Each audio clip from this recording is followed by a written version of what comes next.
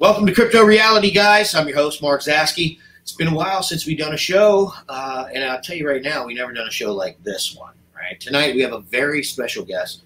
We have ex-forensic federal agent David Dominique with us tonight. Dave, how you doing? Doing great, Mark. How are you? I'm good. We're just coming out of that storm. I know we tried to do the show last night, and we got bombed, man. We had trees falling. We had a severe microburst in the backyard. It tore apart everything and knocked out the internet. Sorry about that, but we got it turned on now, and we're glad to have you, man. It's all good. Thanks. How was your day? What'd you do today? What's the average day for a retired federal agent? Well, didn't do a whole lot today. Went out to the camper, worked on the camper, get that ready for a trip that we're going to go on this coming weekend and then 2 weekends from now. As far as research goes, we're going to be headed out towards western Michigan and probably down to Ohio after that. Wow. So just getting things reset and ready to go again. I've been going through the evidence kits and getting them reloaded, with stuff that belongs in them and just things like that. So you're full on field researching with an organization, is that correct? Yeah, I've been with the Lost Cryptids Conservatory for the better part of a year now. What brought me to them really, two incidents. 2017, I was camping in northern Michigan in Akiak Falls, and now, Dave, is this post retirement or were you still post retirement? Okay. So this is post retirement, and when I retired, I basically started hiking the woods in Michigan and in other places. Well, what was your CV? Out there. What was your CV? What did you do for all those years? For the government, you mean? Yes. What was your specialty? I started out generally speaking. In my career, I started out early as a police officer. Went back to college, got my bachelor's degree, master's degree. I got an offer right out of college to teach college and to run a criminal justice program at a college. And it was a very good opportunity that I took. I was doing that at 30. I was doing it for 3 years because of the age hiring limits for the government. I did it for 3 years and decided I needed to get back into the field.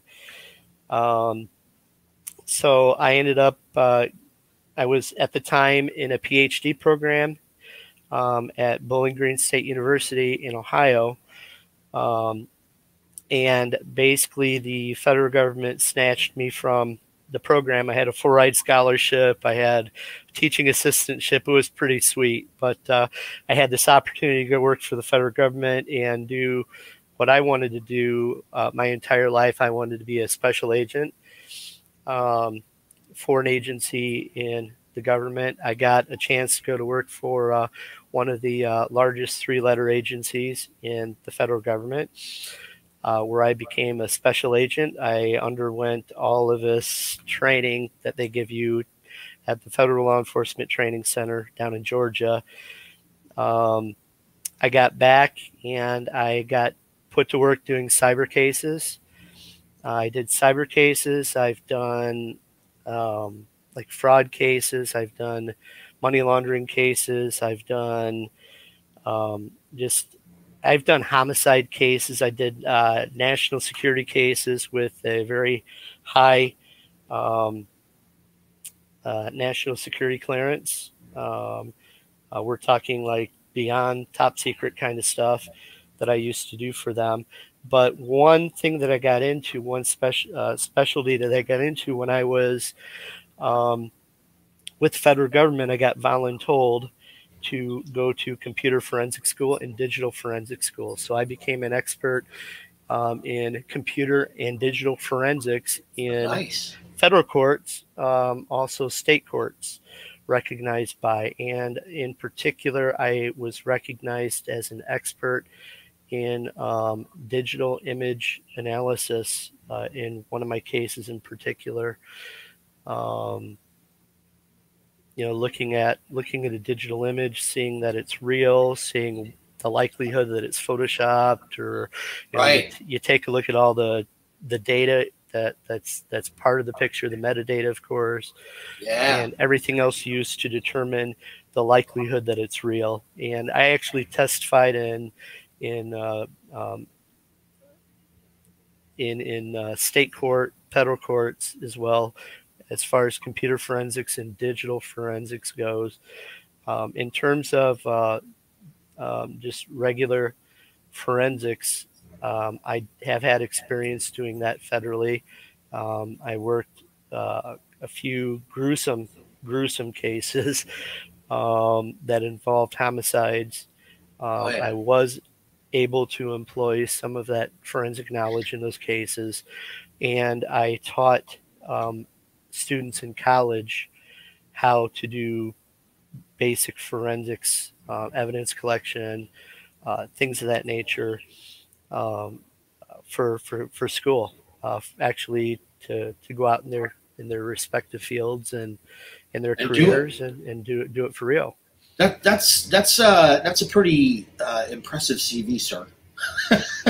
Thank you. That's like a lifelong career, man. That's incredible. And so, why would a guy like you be on a show right now with a guy like me? What happened to make you get into this? That you would put stock in this haste and shit? Honor's mine. You've done quite a bit of research and work on your own, and I've seen some of the stuff you've produced. It's fairly compelling, so I do have to say. Hey, I appreciate it, man. Yeah, you bet. What would make me go and do this? Well, when I retired, like I said, I started hiking the woods, and I not only hiked the woods during the day, but at night. I started up in Michigan, northern Michigan, and started to have some things happen. Well, I've run across in my hikes. I used to go out and do like 12-mile hikes, just as a matter of course or whatever. I used to go out into Lake Michigan and go swim out a mile just for the heck of it, because what else you got to do when you're retired, right? Right. You just figure out what you can do. Enjoy Earth for once. Enjoy it all. Enjoy it all.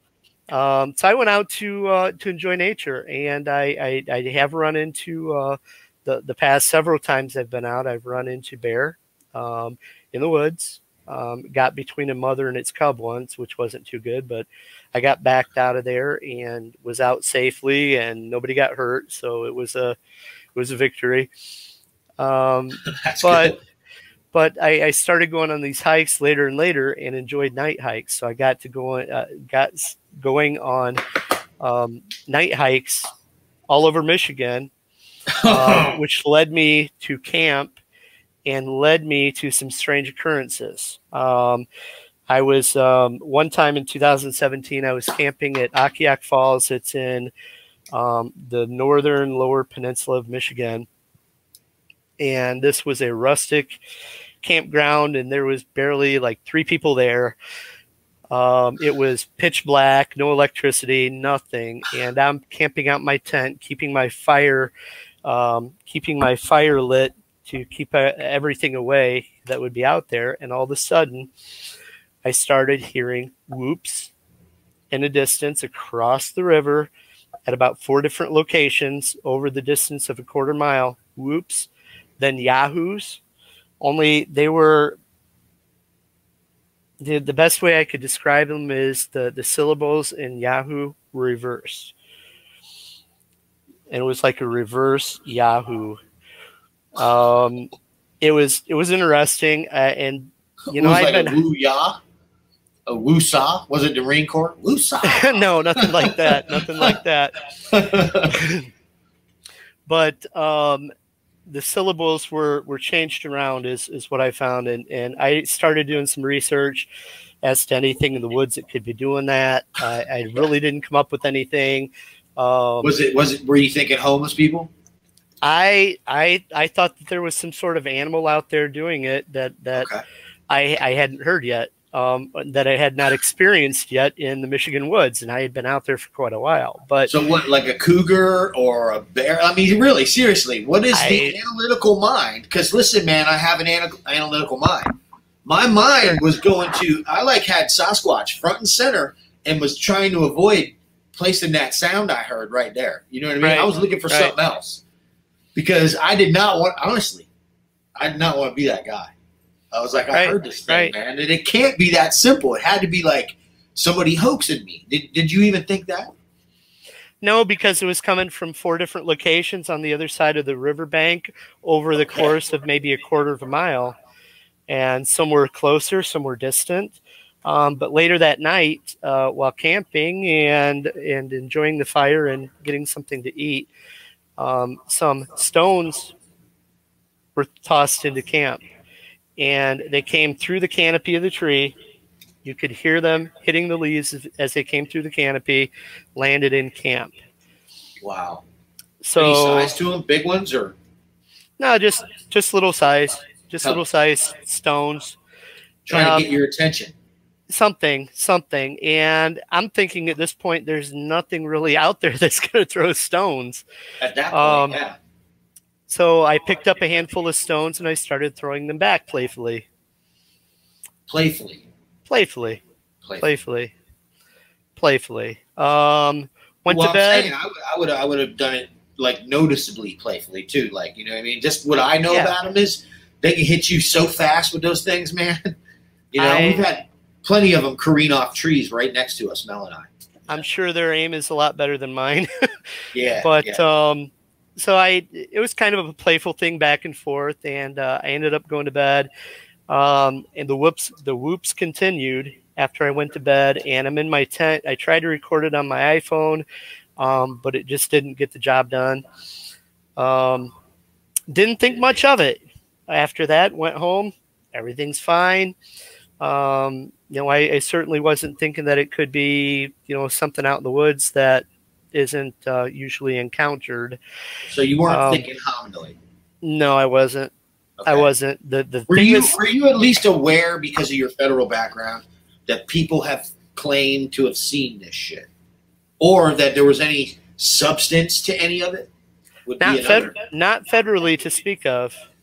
Is that because of departmentalization, or is that because the people that you were with were unconcerned with that kind of shit? It's not your business. Departmentalization that would have fallen to other agencies. Got you. And it would not have concerned my particular agency I was in. Unless maybe one of your boys went missing on an investigation in an area that these things occupy. Well, then they would have called in the appropriate agency to take care of those and bring in other resources as need be, you know, like helicopters, like rescue people, anything like that. Gotcha. And we're talking basically a special response team, like it would be a SWAT team or something like that. So these are the guys that you used to work with, or are you referring to just these instances? Okay.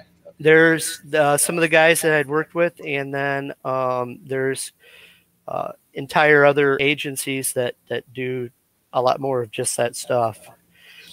Basically, the point to me asking you all these, I don't want to continue with this, but I just want to kind of illustrate a point to our viewers. The point to me getting into this kind of stuff with you is that you had a very serious job with very serious considerations most of your life. You know what I mean? Even really all your life, because when you're teaching someone, to me, I'm a teacher and I take that very seriously. I understand the commitment to like accurate information and passing things on the correct way, especially where process is concerned in your field. I mean, that's got to be paramount. But in looking at this, you're bringing that into this cryptozoological field is, in my understanding, like really, as far as I know, a first. Like having somebody come from a federal agency or that's retired that has that expertise. And so you taking this serious is something that everybody needs to just take a second and get the gravity of, right? This is a very serious topic that we're talking about. The question of hominoids in North America. I got you. And basically they've got me on paper for the rest of my life for my security clearances. So Right. that's the way it works. So Well, how do you feel about that? Getting involved with the research and then weighing that out, and what's the deal with that? What's making this important to you? That's a great question. What's making this important to me is, I had another experience in 2018, a roadside experience where I saw a figure on the side of the road, classic, what people would describe as a Sasquatch, 7 to 8 feet tall, pointy cone head type thing with these blazing red eyes. And I drove within about 50, maybe 60 feet of it on the side of the road. And it took me a second to register. Did you just see what you thought you saw? Then I had to decide if I was going to go back. I decided, well, just leave well enough alone, keep going. But dang it, I know what I saw. And there's stuff out there that we don't know, that we're not told about, that the government won't tell us about. And basically, I decided I wanted answers. I wanted the truth, just the same as I would do on the job, and handle criminal cases, and do federal search warrants and stuff like that. You try to do an investigation of a case to find the truth. And not only that, but of course to prosecute people who broke the law and things like that. So I wanted the truth. I wanted to know what it was. It took me a few months. Even before I had reported it. And I tried to get a hold of different places to report it. No luck at all. Finally, I got a hold of Bob Daigle in Michigan, who's he's considered the Bigfoot godfather in Michigan, and then also Mark Hearn. Made my report through Mark Hearn, and then through them I met and got with the Lost Cryptids Conservatory, and we started doing field research. And I've been doing field research ever since. And when we do research, we go out in the bush, off trail, and it's pretty hardcore in terms of how it goes and everything. So it's not easy to do. It keeps you in physical shape too. You have to stay in shape to do it, and that helps too. So that part of it's good. But in terms of doing the field research and everything, I just thought that, maybe, I could plug in some of this stuff that I knew, some of this stuff that I had done in my career, and be somewhat useful to the cause. Well, I mean, looking at what happened on 168, right? Like, okay, we had the first night, we had the meeting, and then there was the little, I'm going to try to fill you guys in on what we think based on our data, and then you guys can do whatever you want to do. If you want to do this, we're going to be doing this, right? So that's basically what it was. And in the end, the next day, I had to work, and I showed up, I think it was 4 or something, like 5 o'clock, and I come walking up, and I met before I could get to you, because I was trying to get to you because I had smart-assed you, I think, or something. No, I was about to. That's right. I was waiting all night to call you FBI. I was like, I can't wait to see that motherfucker today. All right. So because I was going to joke with you, but then I was like, oh man, I think he took it wrong. So I had to come back and apologize just in case. Not FBI. Never wanted to be FBI. Never applied for the FBI. Would never be the FBI. People. I got you. And it's funny because you were like, the way you took it was like, that's a fucking insult. I was like, shit. So, but anyway, I don't think I was there 15 minutes. And I was like, 5 people were like, man, there was things going on around here last night. Yeah. I'm like, oh, here we go. And I'm like, are you sure of it? Because typically if it's Sasquatch, nobody's sure of it. You know what I mean? They're all like, I might have been hallucinating. And I'm like, that's typically like Sasquatch shit. You know what I mean? Because they don't really let you in on it all. And it's like, if you see it happening and you see him doing it, then it's like a miracle, right? Because most of the time it's like, well, where's the footage? And there's nothing. You know what I mean? So I wasn't expecting shit. I'm like, everybody just got here. I know they don't believe a word I said about the tree line or the campsite being watched. So here's the first incident. Let me just follow up the way we're supposed to. So I took Josh and Blake out, and we went around the back, and immediately at the spot closest to the fence where the tree line was closest, where I would leave the tree line. I would stay in the tree line until I got as close as I could to that fence, and then start fucking with the apples and all the shit they put on there. But I said that. I said I would probably come out over here. We walked right up on 2 different 12-inch tracks, or maybe even 8-inch tracks. And so I was like, look, I'm telling you, man, there's a good chance that this is going to happen again if it did. And so let's walk back this way. So we went back around, and I cut out.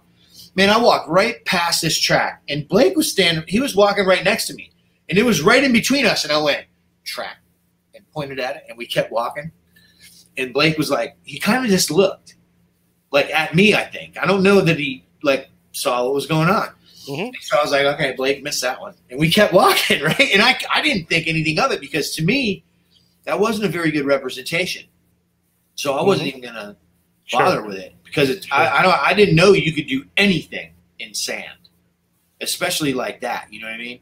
I mean, granted, yeah, it's a great track, but I was looking for what we find, which is mostly mud. It's like taking a foot in Jello.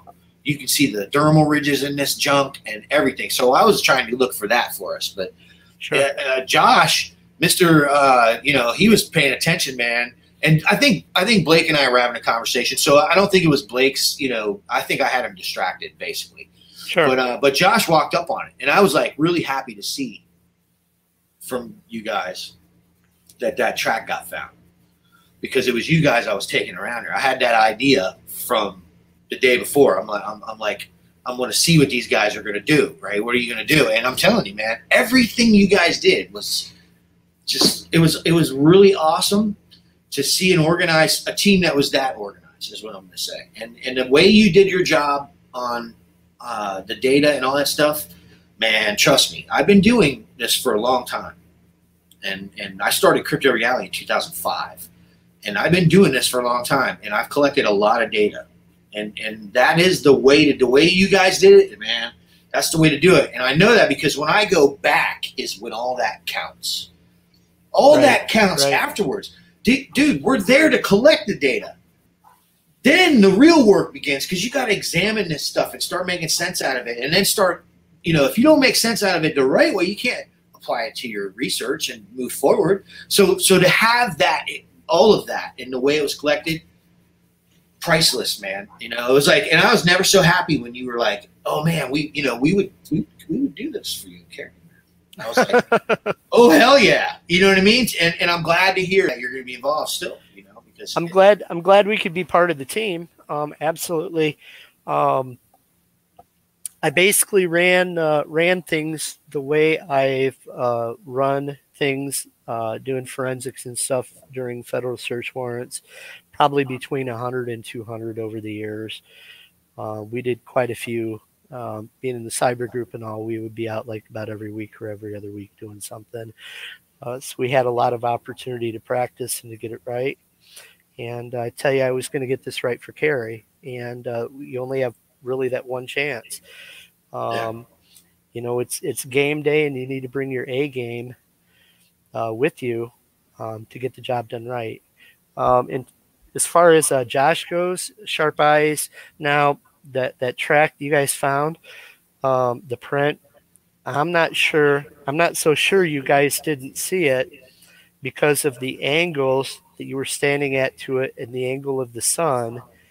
But it seems like Josh walked up on it maybe just at the right angle that the track was visible to him, but not necessarily to you or Blake. Not to Blake. Right. Yeah. It might not have been. But here it is. This is typical of these guys down here. And like where I'll let it go, because I understand that I could drive 12 miles right now from where I'm at and find 60 of them right now in mud. Right. Like we're from this point forward, all the forensics that you have and that you can use, you'll be able to use on real nice tracks when you're down here. Because now that we know what the potential is and what's going on, man, I'm going to show you some things that are going to blow your mind, man. I mean, shit, Melanie and I found thousands of them and hundreds in pristine mud at the exact density it needs to be with the exact glass off on it. When the foot comes out, it doesn't shrink. It doesn't expand. It doesn't suck and distort the bottom. I mean, coming through substrates that, oh my God. And I don't know, can you actually, like today you brought a kit. Let's go over the kit. What's the kit and what is this and how does this help field research and people in the field? And just kind of give us a lay down on that. And then we'll get into the casting thing if we have time. Yeah, can we break here for a second? Oh, absolutely. And come back? Give me about 5 minutes, buddy. Sounds or good. Less. A few minutes. Yep. Okay, so so we're back from the break, and what we're going to do is we're going to continue where we left off, and we were getting ready to discuss field kits, right? Could you just explain the correlation between what you used to do with these field type kits and what you're using now and what it's for and what you guys are definitely trying to find? Well, basically, you would have evidence kits made by certain companies that contain certain things that would allow you to collect different types of evidence, like say DNA, hairs. Would allow you to collect even like blood stain with cotton swabs and stuff that is sterile. And the government, there's these big companies make these kits, and the government buys these kits that contain these things that are used to collect evidence. I got you, Dad. I got you. Having said that, here's mine. Having said that, a lot of the stuff that you can get that's in these kits is common sense available, just off the shelf. Gotcha. And well, so, why don't we do this, Dave? Dave, would tweezers be a part of this kit? Yes. Would rubber gloves be a part of this kit?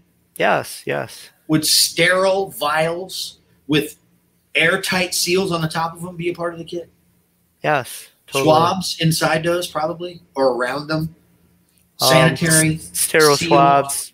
Sterile swabs would also be individually wrapped, sterile. Right? Not the kind you want to dig your hands in there in the Q-tip thing, but like, sterile. Sterile. As sterile as possible to keep from contamination from happening. Now, what forensics is about, in a nutshell, involves collecting evidence in such a way that it can be scientifically tested and used and withstand the scrutiny in court of evidence and be upheld in court.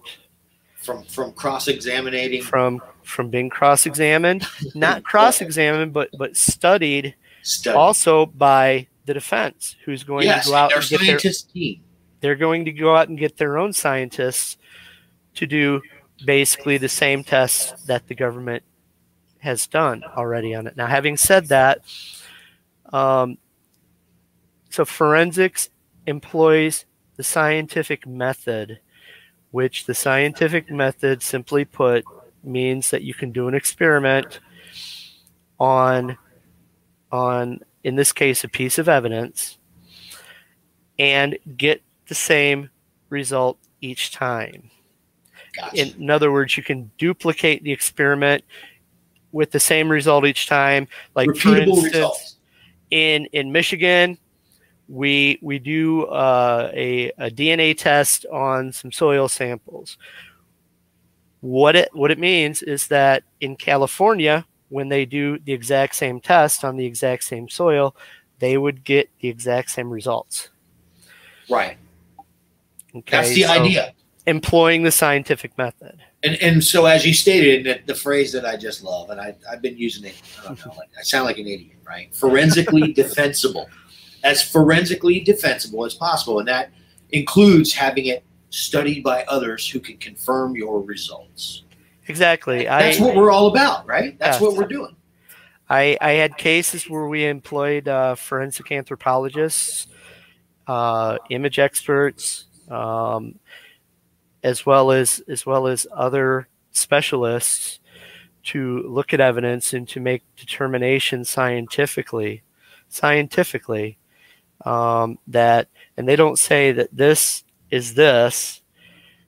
They more say that this is consistent with this, right? Or this is likely to be this. Well, like let's just take the evidence collection of 168 that we both are fully aware of at this point. Sure. The evidence collection. If you were sitting in the defense box, right, or if you were sitting in a witness box, and the judge turned to you and said, or answer the guy's question. The guy says, "Okay, well, what do we have here? What's your take on 168 so far? From the forensic examination side of it, what's is it looking good, or what's the deal?"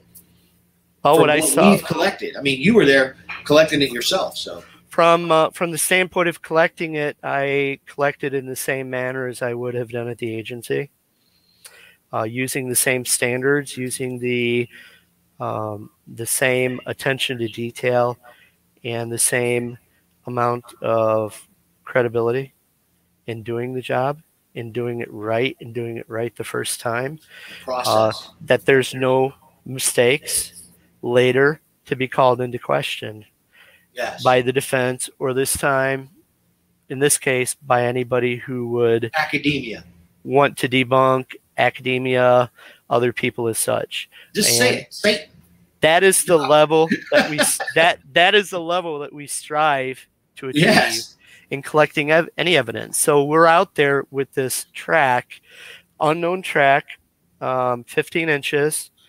What is that? A size shoe? Size shoe? A guy to wear a 15 like that. Huge. What is that?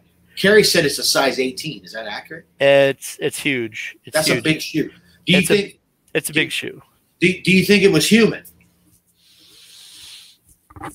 I personally don't, based on my own experience, but Well, as far as human tracks go, I'm not an anthropologist. Therefore, I'm really not qualified to say if it's human or not. What I can say is that it was interesting, and unlike other footprints that I have seen that were human, that's what I can say of it. Yeah, it didn't look like the rest of them, Dave. It didn't look like the rest of them. That's what I'm saying, man. That's what I can say, and it's interesting. It's worthy of further study. There you go, right there. So we decided at that point, okay, we're going to process this thing. We went out and got the evidence kit. We got the casting kit. I have a casting kit here. One of those that we brought on 168. And we went out to the field. The first thing we did, we took pictures of it, just like you would do with evidence from the agency. You brought the kit. We brought the kit. Show me the kit. What do you got? Oh, we have an entire kit full of stuff, and a lot of it's just off the shelf stuff. Oh man, okay. Is it listed? You actually have a list of what's in it? Yes, there's a list of everything that. Can I ask you a question? Kit. Yes. Was putting the list of what's on there, was that your idea? Yeah, of course. And that's because it's part of the process of what's normal to you, right? Yes, that's the process. I like that. That's the process. And I have a process myself. Our process was go out, you photograph. We took control and a test sample of the soil within the track for eDNA, even before we casted it, even before we did anything, within the track, and then a control sample well outside the track. Okay. And now, when you say you took those samples, how did you do that? Very, very carefully. We put on the first thing we did. You get out the kit, and first thing right at the top of the bag are rubber gloves, nitro gloves. And the first thing you want to do, even before touching anything else inside the kit, is to put the gloves on, and put them on in such a way that you're not contaminate the outside. That you're not contaminating the outside of the gloves, and that the inside of this bag now, when it was packed wearing sterile gloves. So you got to have gloves on just to open the bag to get gloves. Pretty much, except Technically. you can pull it open and grab the gloves. They're first thing in the top. So we made them the first thing that you grab out of them. So my air isn't going to contaminate it. Like if I just happen to breathe in there. Well, if you cough, there's a chance of bacteria. There's a chance of. So we got to be. This is how serious it is. Because if they do a test and my saliva ends up on one of those swabs, it's contaminated, and then it's more money to get it separated and all the bullshit that goes with it. That sample, oh my God, it's bullshit. You know or the sample is unusable. There you go. Yeah. I have a lot of that. It's totally tossed. Totally tossed. Yeah. Totally tossed. That's the hair samples I have. They were collected in a haphazard manner. It was, we were in a state of shock because it was like raining hair everywhere we went. There was hair everywhere. So it was like overwhelming. I was just pulling it off the trees and like throwing it and shit. People were like, you just put, it was like freaking out on me. And at the end of the day, this is the way we got to do it when we go back. To raise the bar for everyone, these are the types of processes, the types of things that we need to be doing. I agree. When handling potential evidence, if we want it to be forensically defensible, if we want to be able to use it scientifically in order to prove whatever out there exists. Right. Because, I believe now from my experiences, there's something out there. What it is, I'm not exactly sure yet, but I want answers. I want to find out. I want the truth. And that's why I do this now. So looking at the evidence kit here, there's several things that are inside, and a lot of it looks like a medical kit would almost look like in terms of the things that are inside. But we do have a list of things that belong in each kit, that are found in each kit. There's a few of the things there. And to go through a few of them, and again, even to reach into the bag, you should be sterilized or have sterilized gloves on. Or if you think this got contaminated, there's usually like an aerosol or something? Not an aerosol, but just the hand sanitizer stuff. Purell. Purell, whatever, on the gloves again, can put them in a good place again to continue to use them without swapping them out.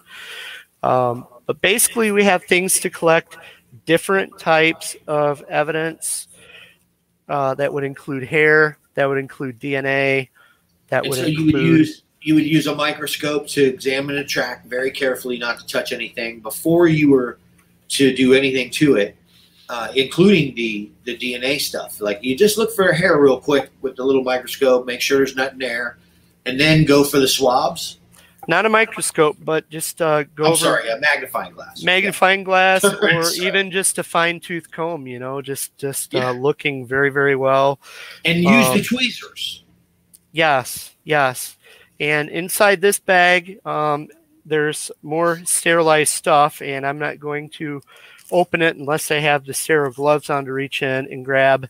In this case, we have little canisters, and most things when they're produced, they're not touched by human hands,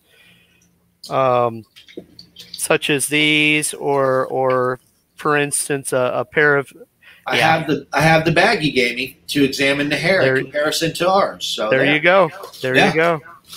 And just off the shelf, pair of tweezers, a lighter, a inexpensive disposable pocket knife to scrape, to dig with, to collect whatever. Now, with the tweezers and anything metal, of course, when you collect it, you're going to use a lighter and you're going to sterilize the blade or sterilize the tweezers before you collect the sample, and sterilize them when you take the control sample, sterilize them when you take the test sample. So this is all about sterilization to avoid contamination. Yeah, so there's no cross-contamination at all. I've also included in here, there's some vials for some liquid Vials have never been opened. For any kind of liquid, different types of evidence you have to store different ways. Like blood, you don't want to put blood necessarily in a vial that does not have the coagulant in the bottom. Otherwise, it will wreck the DNA. Actually, you want to put it in plastic, not plastic, but paper, so the blood actually dries. It'll preserve the DNA. It soaks into the paper. It would soak into paper that way. Yeah. It will. It needs to dry out in order to preserve the DNA, the structure of the DNA. So no coagulant, no coagulants. Put it in a paper bag, or use a paper bag to smear it onto it or something. Get it in that plastic bag and save it. Get it in there somehow. If you have it in a plastic bag without anything, leave that plastic bag open so it can dry out inside. Gotcha. But I'd prefer paper, putting in a paper envelope, paper bag, whatever. We've got the blood. And what about the hair? Glass vial's okay? Glass vial, again, depending on other bacteria that's in it at the time, could end up wrecking your DNA. I would suggest hair go in paper as well. Okay. New standards, man. Yeah. Just what I would recommend. What we do have here, I'm going to have to just repack everything out of this kit now, but it's okay. It's worth doing, and it's worth showing people the sorts of things that you should be carrying out in the field if you expect to get evidence that, again, can be used to prove something by science, and that is forensically defensible. There it is. Now we've gone over the track deal, right? And then what else did we manage to acquire? I mean, you were monitoring everything, so what else did we manage to acquire? I'm hearing things about your guys having caught something significant on camera. Have you had a chance to review this, Blake's footage? I did review the footage at camp on the big monitor. I adjusted for contrast. I adjusted for all of that. And it looks like there was something indeed moving across the trail that was much darker than the background. What that was, I don't know. It's interesting.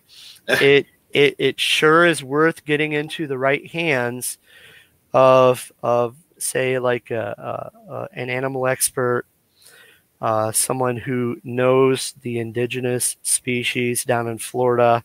There you go. In particular, that might be able to identify whatever it was and whatever it wasn't. Yeah. And whatever it wasn't is real important. If you can say everything it wasn't, then the big question is, what was it? Yeah, and normally that's what we're left with. When we get something legitimate, we're left with that. With the hair, we're right there now. That's where we're at with our samples. The stuff that we're getting in the future, I look forward to a different understanding of how forensics and forensic testing works now that we have your involvement in the project. Because let me lay out for you what Sasquatch researchers have been going through for the last 15 years with forensic testing of their evidence. What we've been getting is the sample was contaminated. We can't do further testing. We've been getting it tested human, and we're not going to continue testing it. Right. To find out if it's one of the people, even though everybody submitted samples. Right. They don't even test to eliminate people. They just say it's contaminated. Stuff it under that carpet in the corner, please. And we're dealing with stuff that, when retested by other people, and that they've taken it further, they found out that it's unclassified hominoid, or it's unclassified human primate, which is, and so what we have is we have the credibility on television of the major universities, no one being willing to take it the distance that it needs to go with the extra testing, even though the funding for those television shows, and I'm quite sure the excitement of a brand new species warrants the expenditures of that type of testing, even if the networks didn't pay for it. But we run into this. We're stonewalled. So if on a strange or odd chance we start getting stonewalled, what are our options? from your standpoint, where the testing is concerned? If we get something back that says, oh, well, we got human DNA, what next? What's next on that one?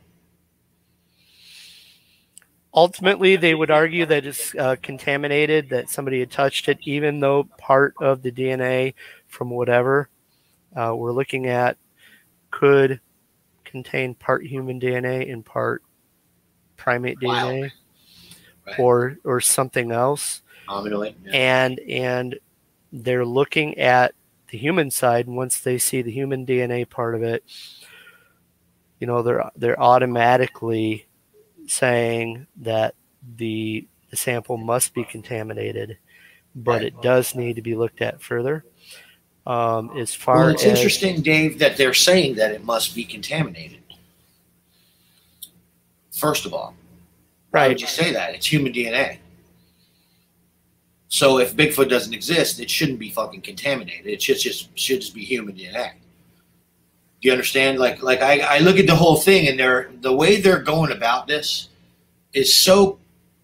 I mean, if I was an attorney, I'd pick this shit apart just on the terminology they use. It's like a joke, and I find it insulting. Like when you've got NYU University in one of the most advanced forensic genetic study departments on the fucking planet, and these people are literally saying it must have been contaminated, using the word must in it, like we're not even going to bother to try to find out if it was, even though everybody submitted. So what if we actually get this far where we've got so much hair that it's like, you know, it's been tested and there's nobody knows anything. Where is this thing coming from? They don't even know.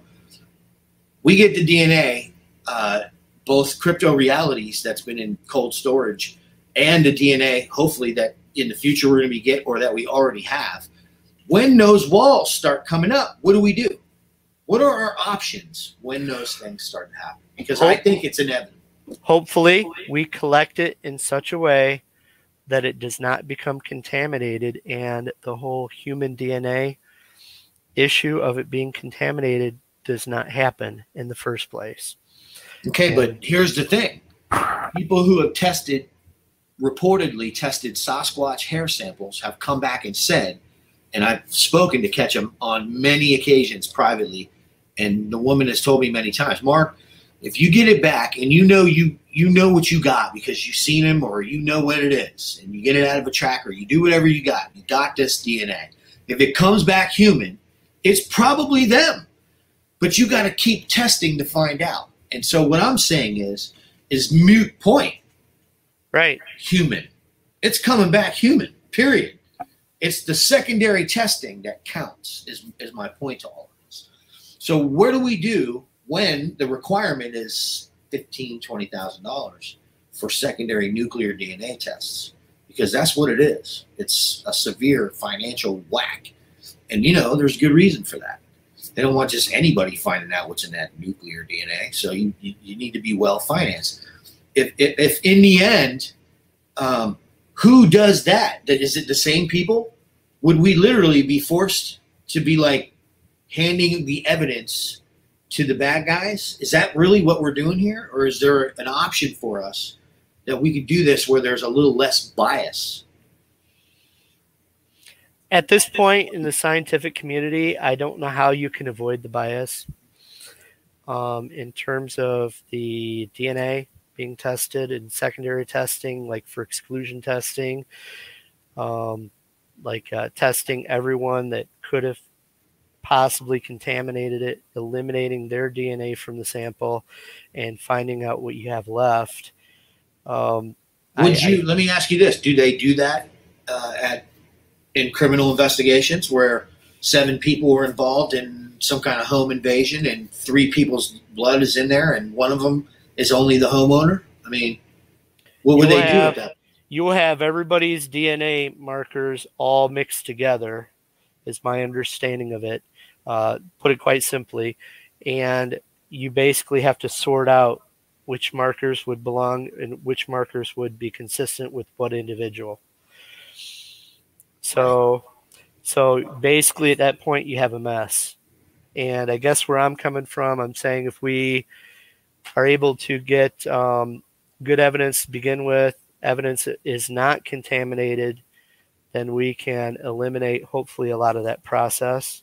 Do you think that filming the process will weigh at all in consideration Totally. for the contamination argument? Totally. But in the end, it still comes down to the testing and the people who are testing its word. Yes. And ultimately, you spend the big money to get the test by the major labs and everything, and chances are they're the same labs that the government uses to do their DNA testing as well. But the question is, are you going to get the same? Are you going to get the same consideration as other groups and the government would get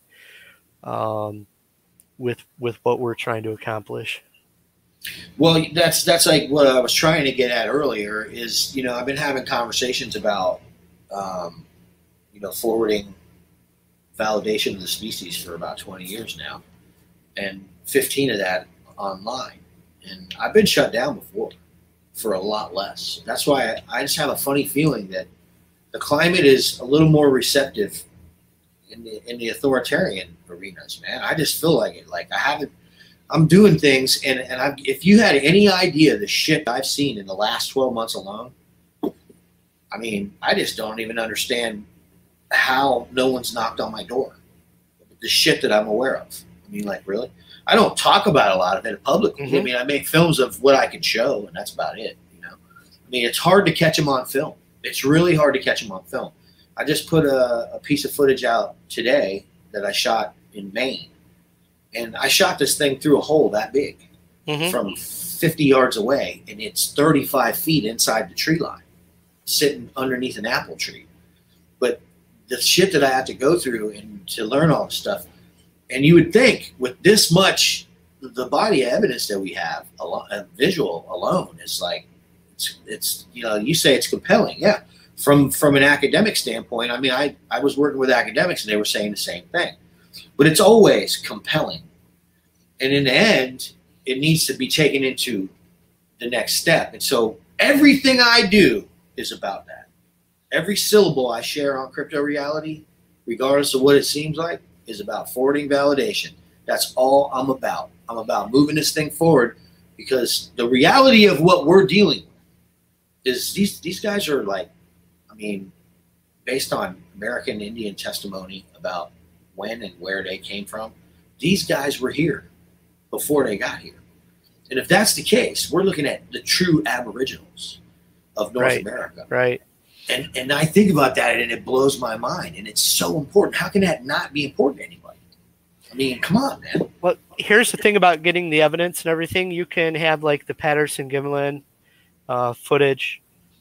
You could take something as good, if not better than that tomorrow. It's still going to be called into question. It's still going to be discredited. You can take a cast of what you believe to be a track, pull it out of the ground. You can have it studied. You can have it examined. That can also be discredited. The DNA is a lot harder to discredit, particularly when the DNA comes from inside the track that is found later to be not human.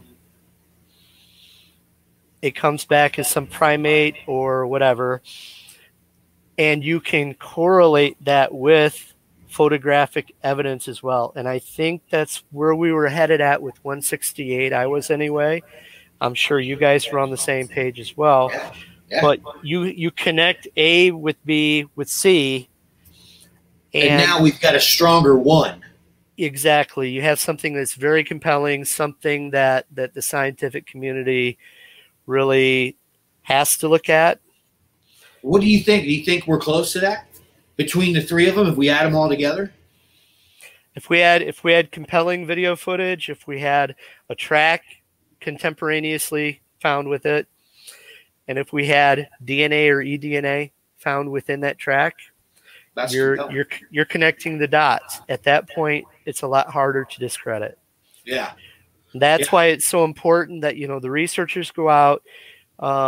to have the equipment with them, to have your evidence kit with you, to have sterilized stuff with you. That again, you can sterilize your hands. For instance, I have regular plastic bags here. Okay, if I were not wearing the gloves, right, and you open up the bag to put your sample in, guess what I just did? I contaminated the bag just by putting my hand inside. Yeah. Right? Bag's done. Bag can't be used again. We're done with Careful, it. man. Try That's another what one. You gotta be is careful. You gotta be real careful. Envelope, a regular envelope. They're made at the factory, not touched by human hands, right? Most of them, the large majority of them. I'm opening them here with what are, again, I would re-sterilize these gloves if I were doing it for real, or I'd put a new set of gloves on, but let's pretend they're sterile, and then reach inside. You reach inside, you've contaminated this inside of the envelope potentially. We need to avoid doing this. That's why you need gloves. That's why you need to have everything sterilized so that you can put your sample inside, be it hair, be it a twig, be it scrapings, and it goes all the way down to having tools. And I bought this like at a tool warehouse. It is a toolkit, and I have not taken it out of the package. It's metal. It's a pick set, both ends, that you could like pick evidence out of a branch of a tree, remove a hair. Again, blood samples, that kind of stuff. Blood samples, anything like that. You would want to use a lighter to sterilize this before you used it. Tape measure, okay? Size and scale. When you take a picture of what you believe to be a tracker, an unknown. Yeah. Again, it's an unknown. You definitely want the scale. You definitely want the size. Not only that, but to also measure between the tracks. What kind of stride this animal had is also significant, because that can help people that specialize in locomotion and ergonomics to determine how tall whatever it was walking, or how it was likely how tall it was. Also, in addition to that, I included, and this is all wrapped up using sterile gloves. And again, this kit's no longer sterile. I'm gonna have to redo it. Again, collect it the right way so that we can use science against these guys to prove what it is that we're trying to prove. It. There's something else out there. I have foil, regular tin foil, just as another option for packaging. I have wax paper, again, folded up wax paper that shouldn't be considered sterile anymore that I opened it. And again, clasp envelopes, again, they make them in the factories. Excellent. So like plenty of sterile storage by envelopes, baggies, files. Plastic baggies, flasks. You got it all in there.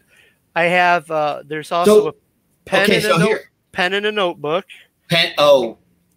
Which is a must. And think about, okay, if you get a track somewhere that you are going to end up taking a DNA sample from, that you're going to end up casting, why not use your cell phone to get the GPS coordinates of this track as well?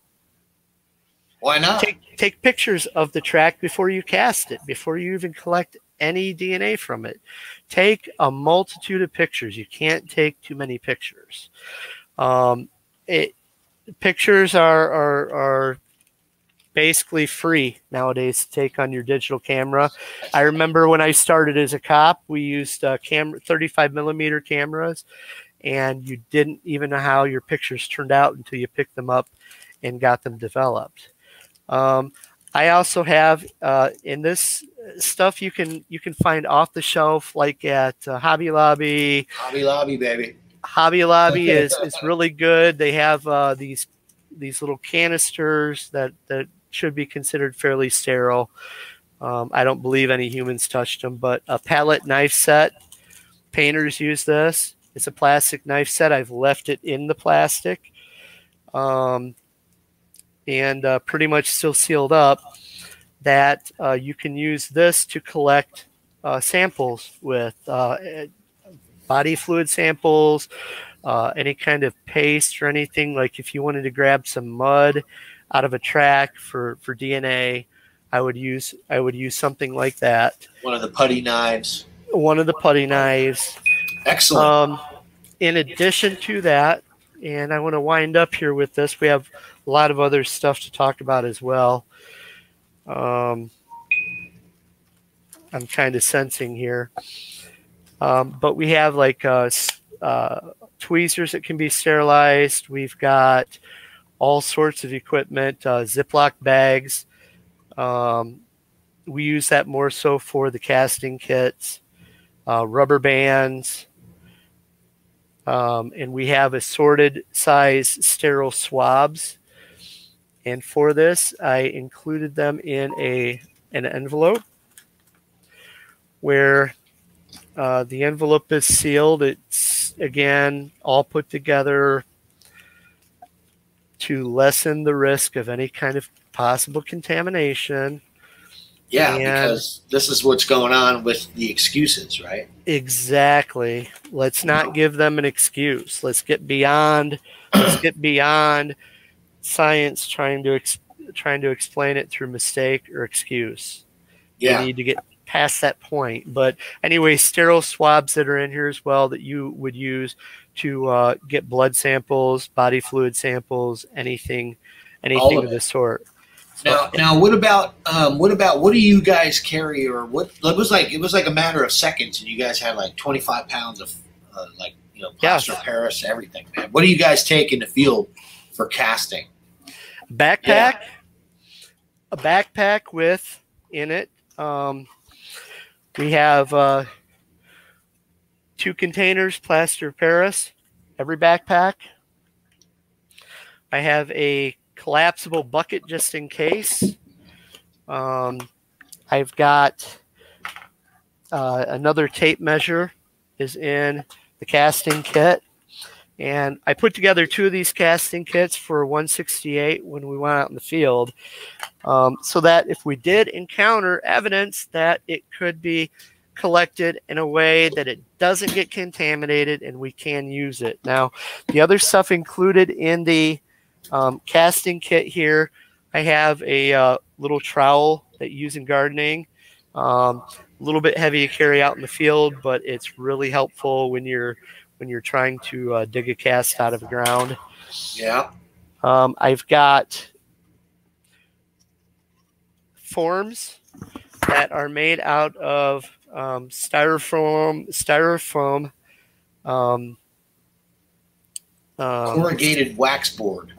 Yeah, those like, ones you guys had, that was great. It's almost like it's got foam in the center. It's like poster board. Yeah. Again, and you cut it into sections like this. You fold it up, put it in the backpack, but you bring them out and you have a knife. You can cut it to size and make whatever size form that you need to pour. Maybe it just perfectly shapes the track. You can pour it and pour it thick, right? Absolutely, and then use some Gorilla Tape. We use tape it all together, and then we have some really cheap tent stakes that are like pins that go into the ground and fasten it all to the ground. Nice. Now, in terms of the cast that we had on the first day out there that we made a plaster cast of, that you came out with the camera later and you were asking all sorts of questions and everything. This thing was in the sand. Little trick, hairspray. If we poured the plaster directly into the sand, it would have gone everywhere. It would have made the print look like mush. That's why I never cast them. I walked right past that track, pointed at it, and me and Blake kept walking, and I was like, yeah, that's.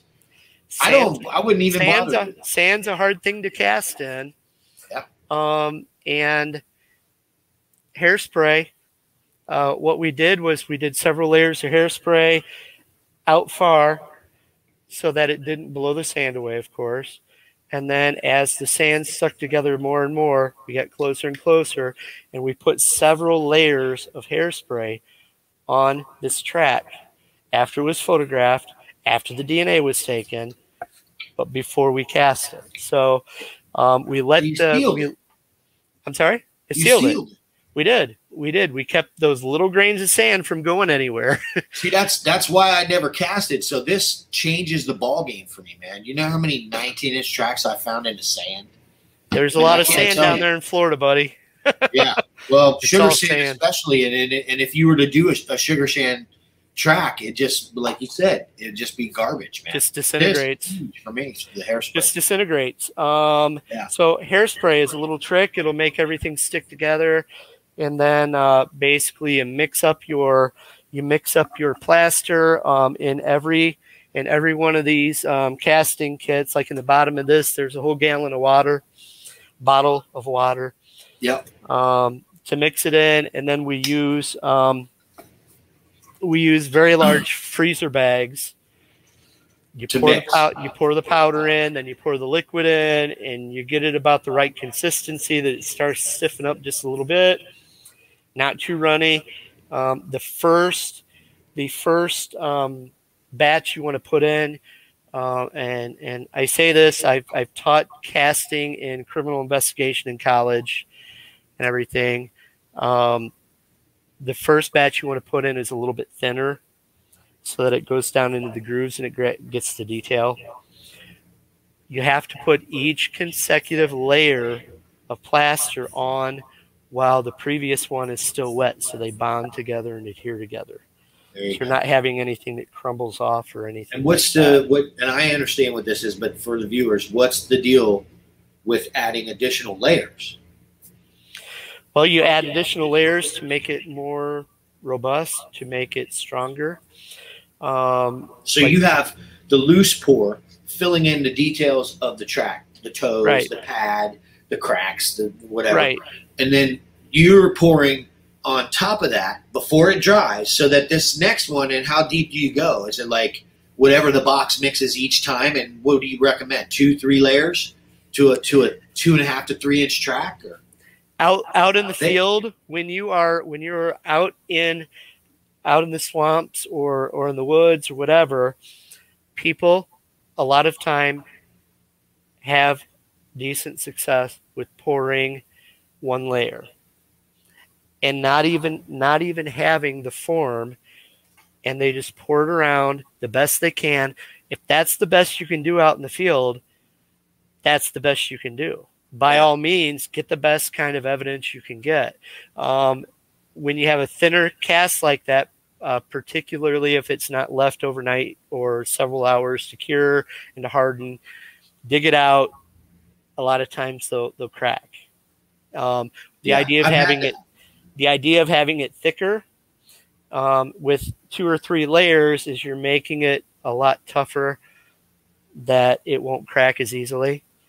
Like for instance, we cast Josh's, and right by the toes of the print of whatever it is that was out there that we're casting, there was a grass with a root bulb that went down right next to the toes, and it went down several inches into the soil. So my concern was, by casting this thing, if we didn't get it thick enough when we pulled out the cast, that it could snap in half right where that root bulb was at. That's right. It was caught up in the cast. Yeah. Yeah, and then as you recall, we dug underneath the cast in order to reveal it rather than pulling it up and out. Not put any pressure or strain on the length of it or the width of it. You dug out around it and carefully pulled it. And how long did you wait for it to dry? We ended up waiting overnight for it to dry. We went back. Time was at our advantage because it wasn't so far out in the middle of nowhere. So we used time to our advantage to let the plaster dry as much as possible, in especially the environment that we were in, as having a lot of humidity, and dew in the morning and stuff like that. So we waited the next day until it got hot and everything really dried up and all the moisture got sucked up out of everything as the ideal time to take that cast out of the ground. Okay. So it's kind of like being a street cop. They'll tell you when you pull a car over, you don't let the car you're stopping determine where you stop the car. You pick your spot. You decide where to pull the car over. So we were using time to our advantage and doing it when we had the best chance for success. And that's huge. That's huge. That's one of the things I noticed about you from the beginning, and that I really appreciate, on the expedition.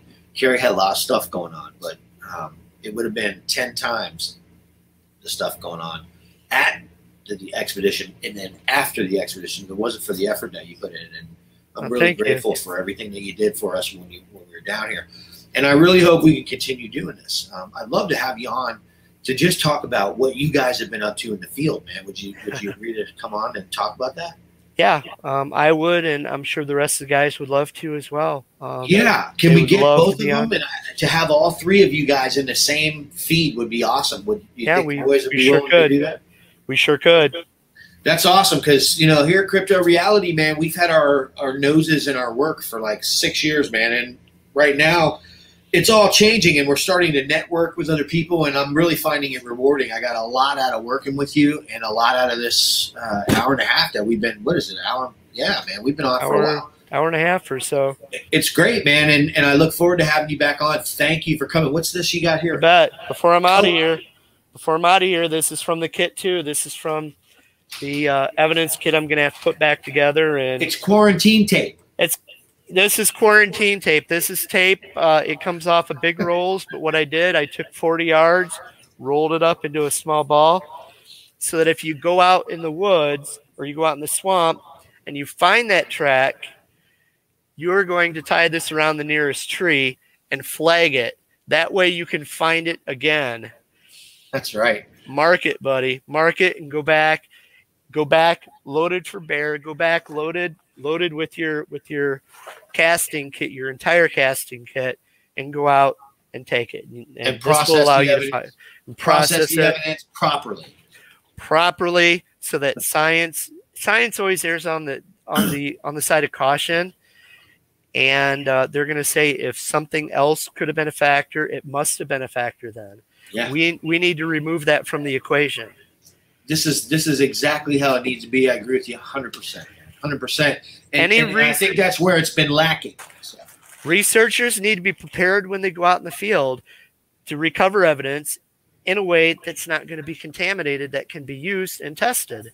So Dave, is it possible for me to get a copy of that piece of paper somehow and just post it? Yeah, sure. If you like, I'd be happy to provide it. Would love to know what everything you have there, and just a list, because they could get it, like you said, at all these different places, like the CVS, the Walgreens, the art store, that kind of stuff, right? And the whole trick is when you put it in the bag and package it. I used sterile baggies with sterile gloves to pack it in the kit to begin with. So each one of these baggies and everything in it should be considered pretty sterile, and free from contamination. That's why they're in different baggies, different stuff, different baggies. Right. Okay, and that's what's going to get the job done. And stuff that you can buy off the shelf can be used to reasonably package evidence free of contamination. That's what we need to bring to the scientists that are doing the testing. That's what we need to bring as far as evidence. We remove the entire other part of it from the equation. What's left? That's what has to happen, man. What's left? Or else they're going to try that junk, man, This is upping the game. This is not giving them, just like when I was federal agent, you would not give the defense the opportunity to raise the question. So we gotta eliminate the question and the ability for them to ask it. Exactly.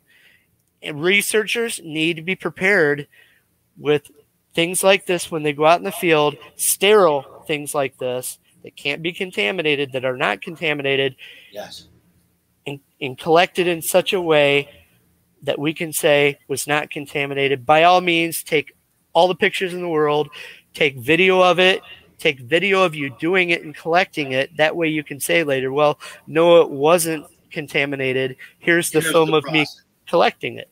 Here's the process. So that's it then. Forensically defensible. Forensically defensible. Forensically defensible. As forensically defensible as we possibly can make it. As forensically defensible as we can possibly make it. Again, a lot of off the shelf stuff has never touched human hands. Yeah, in the factories. So you give me that list, and I'll put the list up in the field tier, because I have 2 tiers on Patreon. We have the in the field tier, and then we have the people that just kind of want to hang out and see the shots that were coming out and what we're getting. But yeah, I'd like to get in touch with you guys. Have all 3 of you on at the same time. I'm looking forward to actually seeing that footage that Blake shot, man. I think that's incredible. He said he actually saw it. Is that right? He actually saw the creature?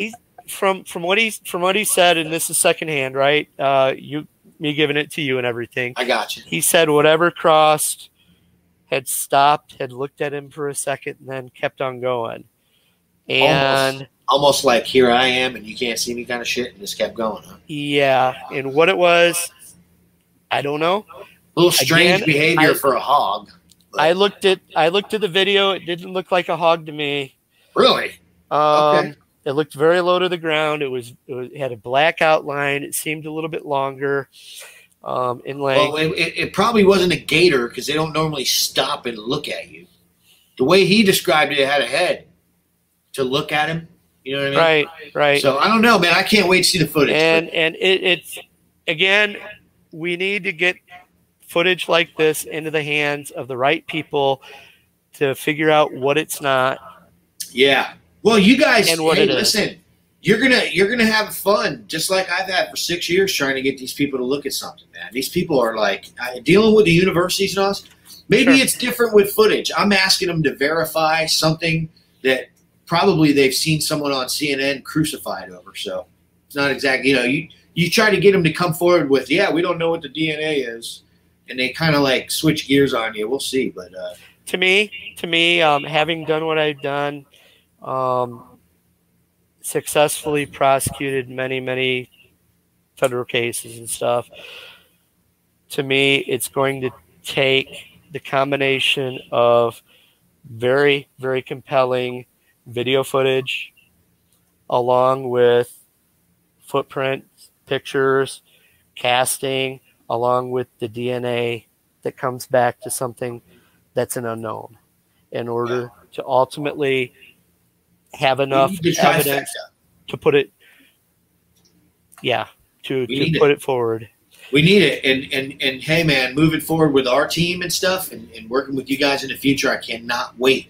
Lost Cryptids Conservatory. Is that what it's called? That's right. Where are you guys at? We're out of Michigan. We're out of all over Michigan. We all come together.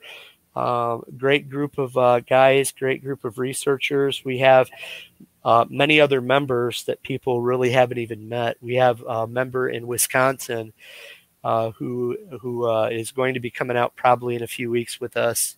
Awesome. And just all over Michigan, we all come together for the common good. Everyone really gets well along together, and we have the same vision and idea in terms of going out and doing the research. For instance, we are not about going out and hollering and doing wood knocks and stuff like that. What we are about is going out in the woods, often at night, off trail, way out in the middle of nowhere land, right? And you just sit like on a log, or sit on the ground, or put up a hammock, lay in the hammock, and just be silent and listen and wait. And you might be surprised what you just might encounter if you're patient, if you're patient enough. That's right. And you're not whooping and hollering and everything else. You have to be patient enough. So that's a little bit of what we do. We have stuff coming up, including a conference in July. That's awesome. That we're going to have some really hard hitters there speaking. Carrie's going to be there speaking from Bigfoot Odyssey as well. Awesome. Maybe showing an episode of 168. We'll have to see about that if it's ready. Oh, yeah. But we're some serious on the ground. Boots on the ground researchers. That's awesome, man. And this is the way, evidence kit, going out there prepared. You have to be prepared if you're going to get the evidence. You have to. How can you take a picture of Bigfoot or any cryptid or Sasquatch or any unknown, for that matter, anything out there, if you don't have a camera with you? You can't do it. It's just a story at that point. But to get the proof, we need to do better. We need to up the game. I love it. This is how we do it. I love being able to do what I do best, which is shoot them and catch them on film. You bet. And then have other parts of the team. I think this is going to work out great, man. And 168, thanks for doing everything you did. I'll be in touch. I really want to do something with all three of you guys at the same time and get your take on Florida in general and your experience here as a group. You know what I mean? So you bet. I want to thank you for coming on the show tonight, Dave. Well, thank you. I appreciate you having me and listening to some of what I had to say, and hopefully, people can take at least some of it into the field, and we can, as a group, as researchers. And I don't know what's out there. Like I said, I want to know. I want answers. I want the truth. And here's how we get the truth. We do it the right way, so that science can be used in our favor instead of against us. That's it, man. That's it. All right, guys. Thank you. Thanks for watching tonight. Again, we're with Dave Dominique from the Lost Cryptids Conservatory, and I want to thank you again. You guys have a wonderful night. We'll see you next time on Crypto Reality.